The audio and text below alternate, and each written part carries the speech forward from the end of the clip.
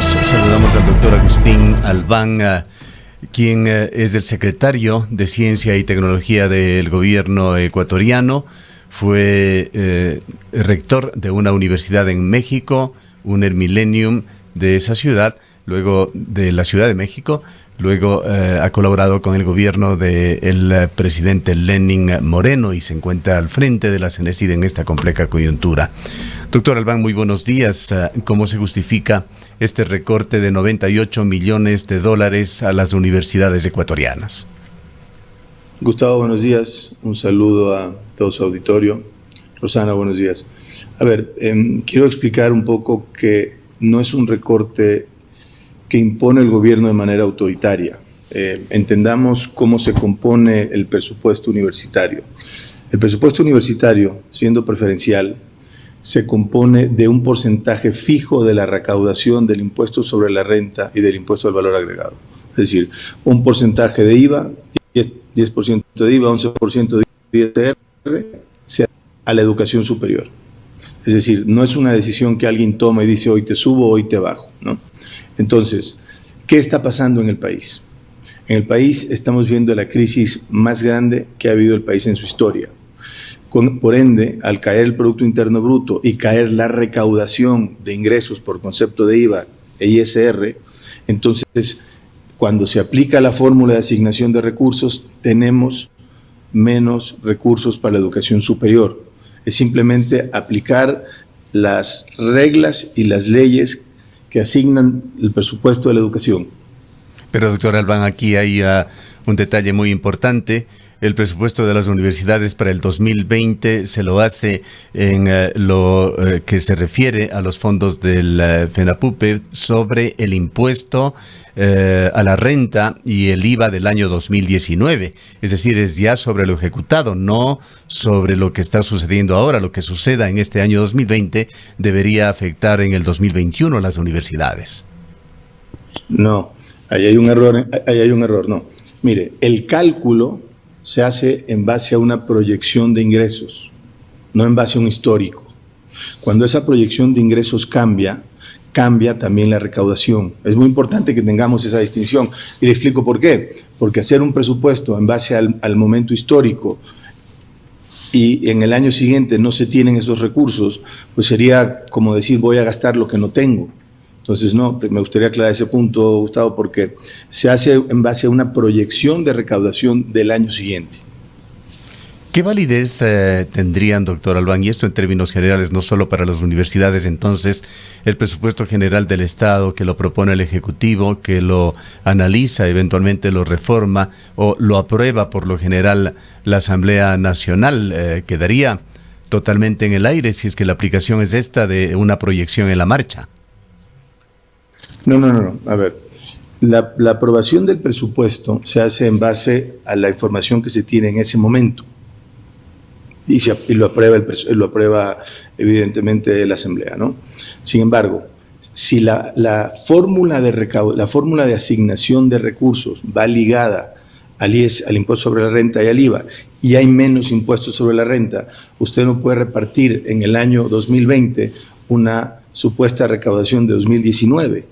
Es decir, yo entiendo que tenemos una presión y a nadie nos gusta que se reduzca el presupuesto de la universidad, pero esta es una realidad en base a la actividad económica del país. Al haber menor actividad económica, Gustavo, enfrentamos una menor recaudación y eso es lo que nos está pasando hoy.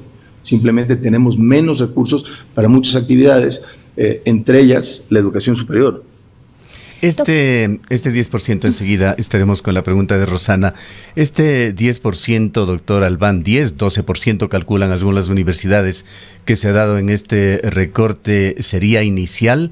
Hay que esperar cómo evoluciona la situación. Los pronósticos no son buenos sobre la economía ecuatoriana.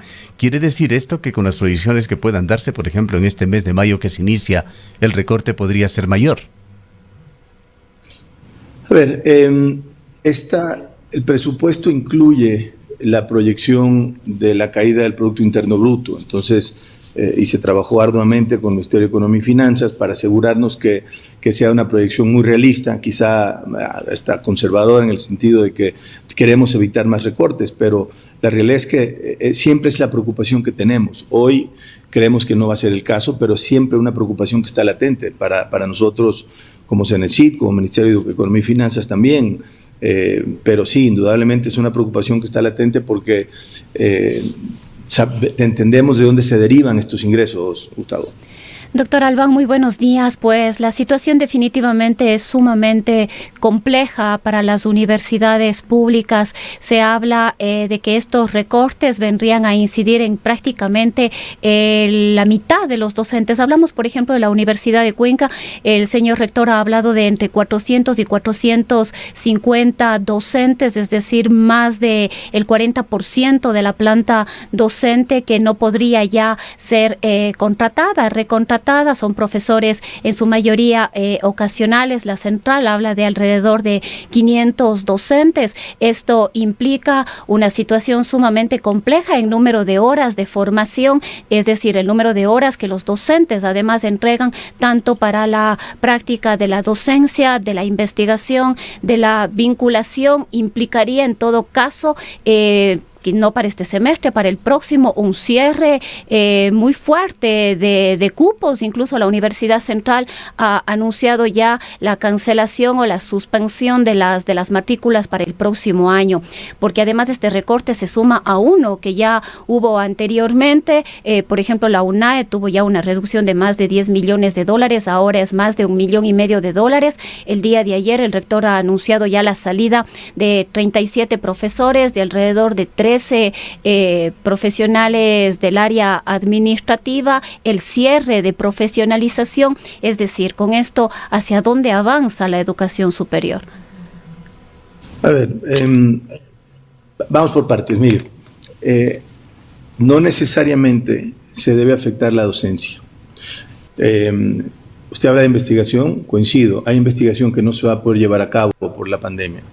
Hay vinculación muy importante que no se va a poder llevar a cabo por la pandemia. Hay gastos de viaje que probablemente no se puedan llevar a cabo por la pandemia. Y mire, los gastos de viaje de las universidades de la CUE representan al año 22 millones de dólares aproximadamente. Y hay otra serie de actividades que probablemente no sean necesarias, por ejemplo, construir más aulas o hacer un nuevo campus. Entonces, lo que estamos haciendo es asignar algunos recursos de inversión que en otros momentos, si no se usan, se pierden, para que se puedan utilizar en gasto corriente. En eso consiste la optimización.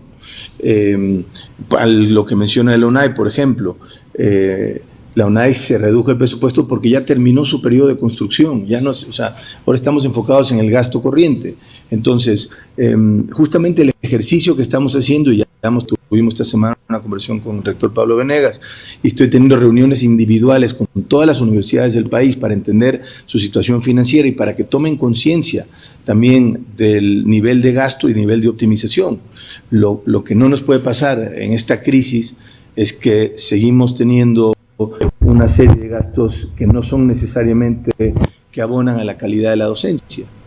Doctor Albán, ¿qué interpretación ha dado el gobierno al numeral 2 del artículo 165 de la Constitución, aquel que establece que en el marco del estado de excepción el gobierno efectivamente puede utilizar fondos públicos, pero exonera de esta figura específicamente a los correspondientes a salud y educación?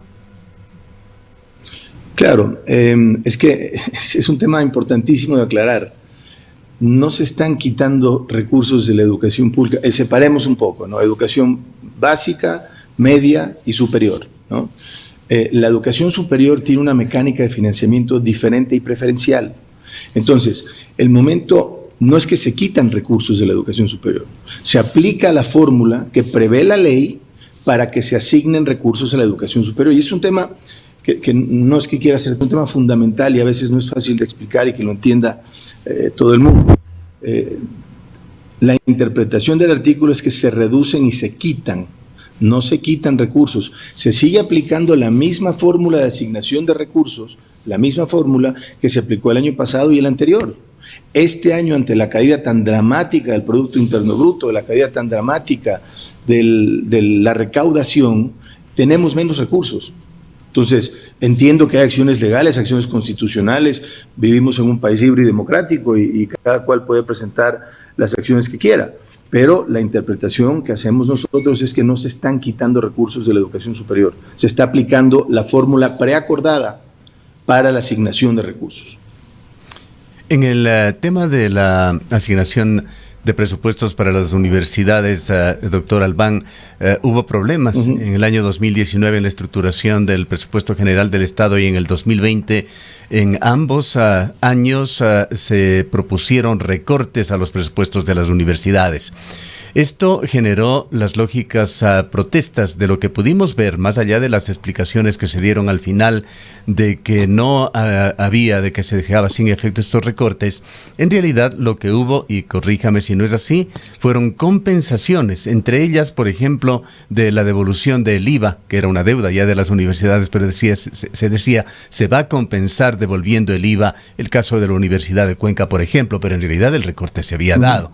Y por otra parte, hubo una política del gobierno que aquí también le ponemos a usted como testigo y actor, se venía dando, el de tratar de cumplir con compromisos políticos del presidente de la República para ampliar el cupo en las universidades, para permitir que más jóvenes ecuatorianos ingresen tras la oleada de protestas que se había dado. Este incremento de cupos se lo exigió, se consensuó con las universidades para que se dé, pero sin incrementar los presupuestos. Esto significa más estudiantes con el mismo presupuesto. Estas dos situaciones han sido una constante. Quisiera su explicación y su interpretación sobre estos temas. Que le agradezco la pregunta, Gustavo. Mire, el año pasado lo que hicimos fue una reasignación de recursos y le explico en qué consistió. Históricamente, las grandes universidades en las grandes ciudades se llevan gran parte del presupuesto. Y las universidades regionales, que son tan universidades como la Universidad de Cuenca o la Universidad Central, hablo de la Universidad de Manabí, hablo de universidades regionales que ya han vivido, que por ejemplo, si usted hace un análisis del el valor por alumno que recibe una universidad, por ejemplo, Politécnica, son 7,000, 9,000, y una universidad por ejemplo, en Manabí, por usar el ejemplo, recibe $1,900, es el mismo alumno ecuatoriano. Entonces, lo que hicimos fue, por primera vez en la historia, tratar de ser más equitativos. Es decir, y a universidades, por ejemplo, que tenían subejercicios presupuestales, también es importante mencionar, les dijimos, oigan, no han usado este recurso se asigna, digamos, al pool general, y con eso se favoreció a universidades regionales que históricamente llevaban un rezago. ¿Por qué? Todas están sujetas a la misma evaluación del CASES, pero una no recibe plata para equipamiento y la otra sí. Entonces tratamos de corregir, y eso evidentemente causó cierto malestar entre las grandes universidades y las politécnicas, diciendo que no las consideramos. En cuanto a la pregunta de los cupos, CENESID no impone cupos. CENESID habla con cada una de las universidades y dependiendo de las disponibilidades, tanto presupuestales como de infraestructura, las universidades asignan presupuestos. ¿Qué se logró este año? Se logró el incremento más grande de la historia del país. ¿Y por qué se logró ese incremento? Porque estuvimos trabajando desde el inicio de mi gestión en la educación en línea. Vengo un poco de ese mundo, lo conozco relativamente bien. Y entonces el incremento en cupos que se tuvo este año fue en educación en línea. Entonces, de alguna manera nos cogió un poquito mejor preparados para el problema y la pandemia que estamos viviendo, pero siempre son cupos conciliados y acordados con las universidades, porque ellos saben sus planificaciones académicas, sus niveles de infraestructura, etcétera. Entonces, y en efecto sí, se compensó en este caso en la Universidad de Cuenca, que tenía un faltante. Sí son adeudos que tiene el gobierno, como pasa con los GATS y como pasa entre entidades. Lo que no ha tenido es plata. En el caso particular, hablé con mi querido amigo Pablo Venegas y hicimos un análisis de las necesidades y problemáticas, como lo acabo de hacer el día de ayer o el día lunes, para ver dónde apoyamos. Aquí, mire, depende de este trabajo de colaboración, y por eso cuando se dio la noticia, con lo difícil que es, lo primero que dije, vamos a sentarnos a colaborar y hablar, a ver cómo entre reasignaciones de partidas y optimizaciones cerramos ese déficit que pudiera haber en la educación, sin afectar matrícula ni calidad. Doctor Albán, precisamente una de las propuestas, según entendemos desde el Consejo de Educación Superior, es avanzar con la formación en línea. Vemos que eso ha costado muchas horas adicionales de trabajo a los docentes universitarios, pero además la propuesta del CES habla de incrementar el número de horas hasta, si no me equivoco, 26 horas de clase para los docentes. Usted viene del sector de la academia y debe conocer perfectamente las implicaciones que tiene un número de horas de este tipo, horas clase precisamente. Esto definitivamente va a acarrear problemas tanto a la calidad de la academia y lo que ya dijimos antes, ¿no? Prácticamente actividades como la investigación y la vinculación, que son los dos pilares que se suman a la docencia, los pilares de la educación superior, prácticamente desaparecerían. Investigación, docencia y vinculación y gestión responsable, pero no habla de porcentajes. O sea, la universidad, según su orientación, si es una que más investiga, puede investigar más. Entonces es un punto muy importante. Indudablemente, junto con el Consejo de Educación Superior, estamos empujando la modalidad en línea y entendemos que este es un cambio en una situación crítica para el mundo y para el país. El mundo cambió. El país cambió. No podemos pretender enfrentarnos a la nueva realidad mundial de distanciamiento, de uso de la tecnología, pensando en el viejo paradigma de voy a hacer las cosas de la manera que las hacía antes. No creo que volvamos a ver en el futuro cercano salones con 35 o 40 alumnos. Entonces, el cambio es siempre difícil. Sé que requiere de horas, como ha requerido de horas de nuestros médicos, como ha requerido de horas de nuestros policías, como ha requerido de horas de nuestras Fuerzas Armadas y de propia gente del gobierno. Entonces, agradezco profundamente el gran esfuerzo que hace la academia, la valentía con la que afronta este cambio, pero como ecuatorianos nos toca cambiar, Rosana. Nos toca enfrentar esta nueva realidad. Mire, estamos teniendo esta conferencia gracias a la tecnología. No me diga que no podemos hacer algo similar con la educación. Sí podemos, es difícil, el cambio nos costará trabajo, habrá aprendizajes y lecciones y cosas que mejorar, pero es lo que corresponde hacer en este momento. El mundo lo está haciendo. He hablado con colegas universitarios, con colegas ministros a nivel mundial y todos estamos en la misma línea, con los mismos comentarios y con las mismas oposiciones, pero todos sobre la misma línea, Rosana. Más allá de la coyuntura actual, que sin duda ha traído nuevos elementos, doctor Albán, cuéntenos qué es lo que sucedió con las políticas de la Secretaría Nacional de Ciencia y Tecnología y del CES. Fueron espejismos lo que se planteó en el gobierno de Rafael Correa cuando se hablaba de una nueva universidad y se puso una vara muy alta para las universidades. Se habló incluso de entrar a competir a nivel mundial con las mejores universidades del mundo. Se incentivó, se catalizó un sistema de becas que llevó a miles de estudiantes universitarios a programas de posgrado, maestrías, PhD. Muchos de ellos que han retornado se encuentran en dificultades para pagar los créditos adicionales que tuvieron que conseguir para sus becas, se encuentran en la desocupación, las universidades no han podido mantenerlos, los han despedido y allí se configuró lo que se convirtió en política en muchas universidades, la de contar con profesores contratados, no abrir los concursos para darles estabilidad laboral, generando mucha precariedad en las universidades que se traduce como falta de seguridad jurídica laboral. En este escenario se recibe la situación en las universidades. Hasta hace muy poco, que estuvimos involucrados directamente con la Universidad de Cuenca, había un 70% de profesores contratados y 30% tenían ya una situación de estabilidad. Entendemos que la figura algo ha variado, pero el porcentaje de profesores contratados, es decir, sin estabilidad laboral, es altísimo en las universidades. ¿Obedeció, concreto la pregunta, esto a políticas dictadas desde CENESID o CES o fueron políticas particulares de cada universidad? En cuanto a las inversiones universitarias que se hicieron en el gobierno anterior, si bien primero en otro entorno de recursos y con otro precio del petróleo, yo las hubiera orientado tremendamente diferente. No necesariamente hubiera creado estas grandes universidades con inversiones millonarias. Yo hubiera recurrido a mejorar las universidades buenas que tenemos en el país. Quizá hubiera construido alguna por la geografía, digamos, Amazonía, etcétera. Es mi primera política pública en la que difiero, ¿no? Porque estamos hablando, mire, en esas inversiones más el gasto operativo estamos hablando de miles de millones de dólares. ¿Okay? Cuando hoy discutimos por 5 millones para la Universidad de Cuenca, primera cosa. En cuanto al tema de becarios, es una política indudablemente innovadora, desgraciadamente mal estructurada. ¿Por qué? Porque se abrió el proceso de estudio en una serie de actividades que no eran sectores estratégicos para el país. Le doy un ejemplo. Ingeniero en energía atómica. Ecuador no tiene reactores.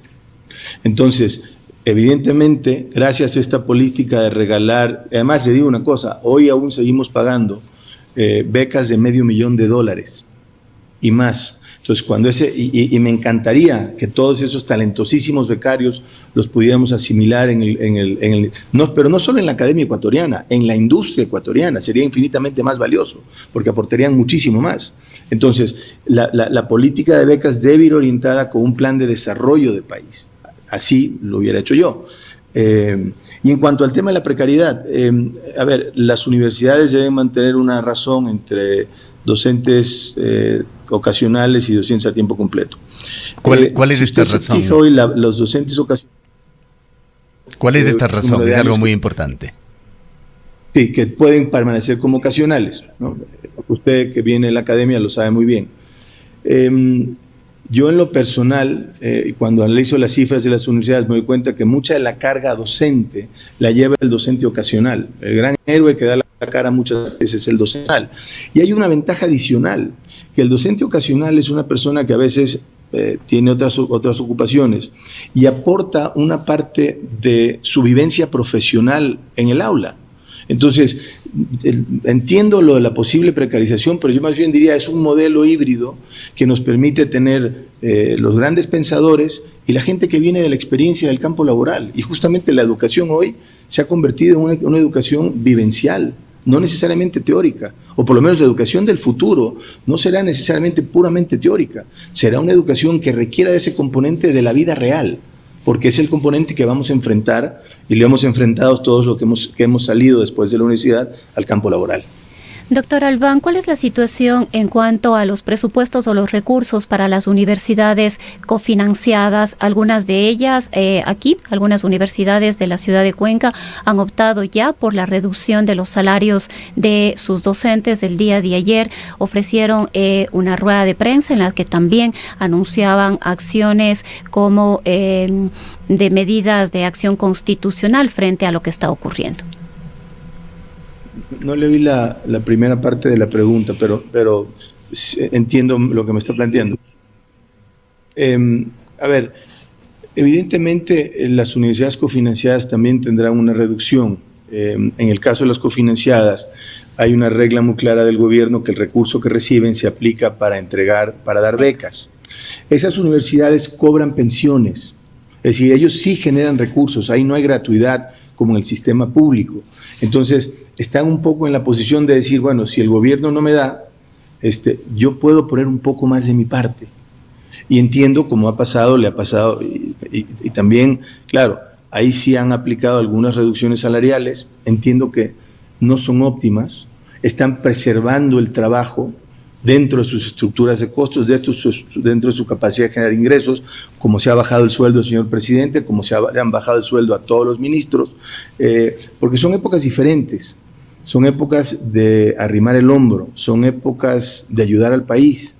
Entonces, yo sé que son cosas que en un mundo ideal no pasarían, pero hoy estamos en un mundo no ideal y desconocido, Doctor Albán, esta situación que se mira compleja no solamente para este 2020, sino también para el 2021, para todo el sector de la educación superior, quizás llevaría a repensar el tema de la gratuidad y quizás retornar a prácticas como las que ya tenían algunas universidades, la misma Universidad de Cuenca, como es la matrícula diferenciada. Se ha pensado, se está analizando esta posibilidad desde el gobierno nacional. Mire, no le voy a hablar como secretario de Educación Superior, le voy a hablar como un ecuatoriano, le hablo como Agustín Albán. Ese primero es un problema constitucional, pero le puedo dar estadísticas porque nosotros en el proceso de asignación de cupos analizamos a detalle los quintiles. Personalmente he recorrido algunos estacionamientos de algunas universidades, de donde están estacionados los carros de los alumnos. Un porcentaje alto llega en carro, un porcentaje alto viene de un colegio privado, y lo que voy a decir es tremendamente polémico, y por eso lo digo como Agustín Albán, lo aclaro, no como secretario de Educación Superior. Si nos pusiéramos la mano en el corazón y si fuéramos solidarios con los ecuatorianos que menos tienen, sería lógico que, aunque sea de manera voluntaria, hagamos aportaciones a la universidad que nos acepta. Vengo yo de un colegio privado, bueno, de Guayaquil, y entro a la SPOL, ¿no? Y voy y recibo educación gratuita, lo cual me parece maravilloso, y estoy de acuerdo como secretario. Como ecuatoriano, me encantaría que haya una solidaridad y quienes puedan aporten con un poquito de pensión. Vienen pagando pensiones de 500, 600 y más dólares, y van a una de las mejores universidades del país de manera gratuita. Creo que es un ejercicio que quizá no se puede hacer por las reformas constitucionales que implica, pero me encanta el planteamiento que hace. Creo que la sociedad en general debería tener esa discusión desde una manera solidaria, para ayudar para tener más matrícula en la universidad, de más jóvenes que lo necesitan, más becas de conectividad. Creo que es una discusión polémica, me encanta que lo plantee y le doy mi posición como ciudadano. Doctor Albán, con respecto a la autonomía universitaria, que es un eje transversal en todo esto y que se considera desde hace muchos años, se ha visto sumamente afectada en Ecuador. ¿Qué papel están jugando al momento y qué posición mantienen sobre estos recortes de la Cenecit? Bueno, le estamos escuchando a usted que la representa, pero está también el otro organismo, el Consejo de Educación Superior, y está el CASES. En el CASES hubo una renuncia de una de sus integrantes, Silvia Vega, quien puso una renuncia irrevocable y una renuncia protesta, señalando que se separaba por no estar de acuerdo con los recortes que no garantizan sustentabilidad para las universidades ecuatorianas. Se han dado críticas también por parte de varios actores de las universidades, le habrán llegado probablemente a usted, de que señalan que los funcionarios que están vinculados con estos organismos, Cenecit, CES, CASES, no vienen de la educación pública ecuatoriana, vienen más bien de universidades cofinanciadas, llamadas de aquí, o universidades privadas, y que por tanto no tienen la visión más adecuada sobre las necesidades y la dinámica de las universidades públicas y cofinanciadas. Cuéntenos sobre la situación de estos tres organismos y sobre estas críticas que se hace hacia quienes lo dirigen. A ver, vamos por partes. La autonomía universitaria se respeta, no sé a qué hace referencia de que se ha irrespetado en el pasado. Bueno, el manejo externo con libertad total que se hace del presupuesto, eso no es autonomía, no se les permite un manejo financiero. Pero entonces tendrían que ellas generar su presupuesto, es decir, el presupuesto se lo asigna el gobierno a las universidades, ellos lo gastan como ellos deciden, dentro de ciertos lineamientos que hacen el Consejo de Educación Superior y el Consejo de Acreditación de la Calidad, ¿no? Son entidades que hacen, digamos, cosas diferentes, ¿no? Yo en lo personal, lo he dicho en repetidas ocasiones, creo que nos toca flexibilizar y modernizar la educación del Ecuador. Por ejemplo, hay muchos procesos y aprobaciones que toman muchísimo tiempo. Estamos hablando, hay un nuevo director, un nuevo presidente del Consejo de Acreditación de la Calidad, y cuando revisamos los parámetros de acreditación, nos damos cuenta que no necesariamente abonan a la calidad. Por ejemplo, ir a medir el tamaño de una puerta, o si hay suficientes estacionamientos pintados de amarillo. Es importante tenerlos, sin duda, pero no es lo esencial, no es el corazón de la educación, ¿no? Y luego, en cuanto a la renuncia de Silvia, bueno, me apena mucho la renuncia, ella es docente de la Universidad Central, yo creo que cumplió su ciclo. De hecho, cuando se hicieron las modificaciones a los nuevos miembros del Consejo de Educación Superior, ella decidió quedarse y seguir cooperando, le agradezco por haberlo hecho, y quizá al no estar de acuerdo con los recortes, y respeto totalmente su posición, decidió regresar a la Universidad Central. Entonces es totalmente válido, ¿no? Y en cuanto al punto de que la proveniencia de los responsables de estas entidades, pues es bastante variado. Hay muchos consejeros del sistema público, hay muchos consejeros del sistema cofinanciado, pero yo no creo que si vienes del sistema público eres mejor que si vienes del sistema cofinanciado. No me atrevería a decir eso. O sea, no es mejor un profesor que el otro. Todos somos ecuatorianos, bueno, y muchos profesores extranjeros, evidentemente, y todos somos educadores. Creo que estigmatizar, y ahí difiero, Gustavo, con todo respeto, como siempre, estigmatizar que si usted viene del sector privado es menos educador que si viene del sector público. Yo soy un creyente absoluto en la educación pública gratuita y lo voy a defender hasta más allá de mis fuerzas, pero no haría esas distinciones y esos estigmas, Gustavo. Doctor Albán, hay otras preocupaciones también de parte de los contratados, de los docentes bajo contrato ocasional, no solamente si los presupuestos de las universidades van a permitir que éstas los vuelvan a contratar, sino también había una norma en la que los docentes podían estar contratados 5 años. Y luego de estos 5 años, si no se llamaba a concurso, pues prácticamente quedarían fuera ya de las universidades. ¿Cómo es esta situación? Mire, le explico. Lo que ha pasado, y justamente estamos trabajando en un reglamento de escalafón que permita una carrera académica más ordenada. Lo que ha pasado, y estuvo pasando los últimos, digamos, hasta el 2017, que los presupuestos académicos crecieron de manera importantísima mientras caía la matrícula. Y esto encantado de compartir la información. Esa fue la realidad hasta 2017. Luego, ¿qué pasó? Los escalafones, porque evidentemente los rectores son rectores de elección, ¿no? Entonces tienen que hacer sus campañas y hacen sus promesas. Entonces, la masa salarial fue incrementándose, especialmente en los docentes con nombramiento. Se redujeron un poco el número de horas de docencia, quizá con más investigación, y entonces le puso una presión importantísima a quien la carga, o sea, la carga horaria.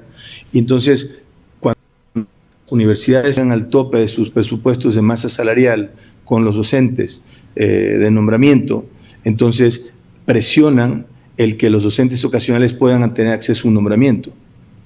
Y entonces se creó un sistema perverso, por decirlo de alguna manera, donde la masa salarial del docente con nombramiento crecía. Y hoy tenemos, y es un tema muy curioso, tenemos el sistema de educación superior mejor pagado de Latinoamérica.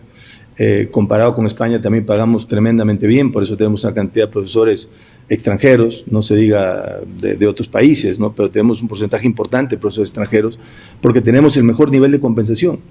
Entonces yo lo que estoy apelando es, ante esta crisis, para no sacrificar empleo, para no que tengan que ser los ocasionales, que busquemos maneras de productividad. Quizá no bajar sueldos, no es posible, si no sean por aportaciones voluntarias, pero quizá incrementar el número de horas para de alguna manera atender a más alumnos. Y eso es un poco la lógica, ¿no? No es una lógica, digamos, antilaboral, ni mucho menos. Es una lógica de apoyo, en fin, digamos, ante una nueva realidad del país. Sabemos, doctor Albán, que tenemos que terminar ya este diálogo. No se imagina la cantidad de preguntas que nos llegan a través de las redes sociales. Hay una gran comunidad universitaria en esta ciudad que tiene varias universidades. Le pasamos en la parte final algunas de ellas. Creo que parcialmente lo acaba de contestar usted a una de estas que habla si es que CENESID incentivaría o estaría más porque las universidades recorten sueldos a nivel general o despidan a los profesores que se encuentran en esta situación de precariedad, a los profesores contratados. Por otra parte, le preguntan qué pasa o qué va a pasar con los centenares de concursos que se encuentran en marcha en diversas universidades del país. ¿Cuál es la política también sobre los proyectos de investigación? ¿Qué lineamientos se van a seguir allí? Pues se habla ya de la suspensión de muchos de ellos, así como de proyectos comunitarios que mantiene la universidad, sobre todo en esta época de emergencia del COVID-19. Estas son las preguntas de nuestros oyentes y porque esta es la última que le hacemos también, sí. Quisiéramos que en la parte final usted se refiera también a lo que puede venir. Hay acciones ya propuestas por las universidades, incluso por la Asamblea Universitaria, de llevar adelante acciones de protección y de demandar también la inconstitucionalidad de la medida. Podría ser que un juez ecuatoriano dé la razón en caso de que encuentren este espacio y se les dé la razón en el sistema judicial ecuatoriano a las universidades. ¿Qué camino se tomaría desde CENESID y desde el gobierno? A ver, varios temas. El derecho de hacer, primero, en cuanto a la reducción de sueldos, eso evidentemente tiene sus limitaciones legales, con lo cual tendrían, digamos, que negociar las universidades si fuera posible dentro del marco de la ley. Ahí no sé si vea, más bien yo veo por la parte de trabajo en horas, ¿no? Segundo, el tema de concursos, eso es facultad de cada una de las universidades. Y para eso ellos tienen que analizar su manejo de recursos. Es decir, si todo el mundo se quiere pagar $4,000, $5,000, $6,000, entonces evidentemente no hay plata para concursos. Y eso es un tema que no maneja la CENESID. Hay que ser muy claro. Eso es, haciendo referencia a su comentario, la autonomía universitaria, Gustavo, eso está enteramente enmarcado en la autonomía universitaria. Luego, en cuanto a proyectos de investigación y vinculación comunitaria, hay investigaciones que no porque lo decide el CENESID, otra vez lo deciden las universidades, hay investigaciones que no vamos a poder llevar a cabo. Hay proyectos comunitarios que no se deben llevar a cabo, es decir, vamos a movilizar gente de una ciudad a visitar una comunidad con posibilidad de contagio, donde ellos no se han contagiado porque han mantenido un aislamiento natural. Entonces, creo que hay proyectos que pueden esperar, viajes, como pasa muy frecuentemente a Europa y Estados Unidos, etcétera, por motivos que fueren, investigación o vinculación, quizá tengan que esperar. Y entonces creo que en este entorno orientar esos recursos debe ir a la docencia, porque es lo que el país demanda en este momento. ¿Va a ser para siempre así? Probablemente no, seguramente no, porque si el año que entra, y eso lo quiero dejar muy claro, si el año que entra se mejora la actividad económica como debe de mejorar, porque este es un año históricamente negativo, entonces habrá más recaudación y podemos regresar a esa mayor inversión en edificios, mayor inversión en vinculación y mayor inversión en investigación. Esto es un periodo atípico, estamos a mayo, nos quedan algunos meses para terminar el año, ya veremos el año siguiente, pero no podemos desaprovechar esta crisis para sistematizar y sensibilizar el sistema de educación superior de la realidad del país. Sí, la última parte de la pregunta que es muy importante, doctor Albán. ¿Qué plan B tiene el gobierno? ¿Qué plan B tiene CENESID si es que, ya sea a través de una acción judicial o constitucional, se revierte la medida? Bueno, ese es un planteamiento extremadamente complejo, porque un juez puede dictar, o la Corte Constitucional, por supuesto, nuestra máxima Corte, puede dictar que se revierte la medida. Lo que quizá no nos pueda decir es, salvo que lo sepa, es de dónde sacar esos recursos. Entonces tendremos un desafío jurídico-financiero de cumplir una orden en ausencia de recursos, ¿no? Entonces, yo y también dejo una reflexión final aquí. Yo, francamente, y hago un exhorto a que las universidades hagan, como lo decía en alguna otra entrevista, ¿por qué no quieren hacer eficientar un poco su operación ante esta crisis nacional? Es un sector que quiere estar enteramente exento. No estamos todos exentos todos. Hay gente, caído en la actividad económica, hay desempleo. O sea, y estamos haciendo un esfuerzo brutal para que se mantengan la matrícula y tal. Y solo pedimos que ajustemos estos recortes con ciertas partidas que pueden tener, devoluciones, etcétera. Y creo que es una reflexión que como patriotas y como ecuatorianos debemos que hacer. No me sorprende un poco que la academia quiere estar exenta y dar la espalda a la problemática del país, mi querido Gustavo. Muchas gracias, doctor Albán, por habernos atendido.